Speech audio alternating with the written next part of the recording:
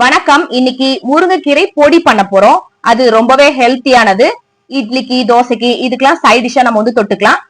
அந்த ஹெல்த்தியான முருங்கைக்கீரை பொடி எப்படி பண்றதுன்றத பார்க்கலாம் வாங்க. இப்போ முருங்கைக்கீரைய நல்லா இந்த மாதிரி பாத்திரத்துல போட்டு நான் தண்ணி ஊத்தி நல்லா அலசி அதுல இருக்க டஸ்ட் எல்லாம் இல்லாம அலசி எடுத்துட்டு காட்டன் கிளாத்ல நான் அந்த தண்ணி இல்லாம ட்ரை பண்ண போறேன். இப்ப ஒரு 5 மணி நேரத்துக்கு அப்புறம் அந்த தண்ணி எல்லாம் இல்லாம ஓரளவுக்கு ட்ரை ஆயிடுச்சு. இப்ப நம்ம கடாய் வச்சு இத வறுத்து எடுத்துக்க போறோம். கரண்டி எல்லாம் போட்டு கிண்டக்கூடாது. கிண்டணும் அப்படின்னு சொன்னா நமக்கு அதுல இருக்க ஈரம் கொஞ்சம் இருந்துச்சுன்னா கூட அதை அப்படியே பரட்டிட்டு வந்துரும். இப்ப நான் கையிலேயே தான் இதை நான் ட்ரை பண்றேன்.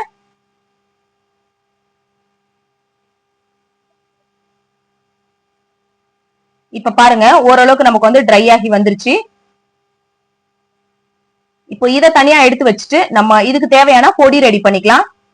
அதுக்கு கடாயில கொஞ்சமா எண்ணெய் ஊத்திட்டு ஒரு 4 மிளகாய் நான் எடுத்திருக்கேன்.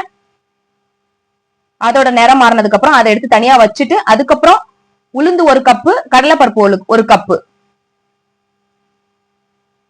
மிளகாய் ஆக்சுவலி தனியா எடுத்து வச்சுட்டு நம்ம வறுத்துக்கலாம். உளுந்து 1 கப்பு அதை நான் வறுத்துட்டேன் லைட்டா. அதுக்கப்புறம் கடலைப்பருப்பும் அதை நிறம் மாறுற மாதிரி வறுத்துட்டு ஆற விட்டுட்டு நம்ம இதை ஆட்டி எடுத்துக்கலாம்.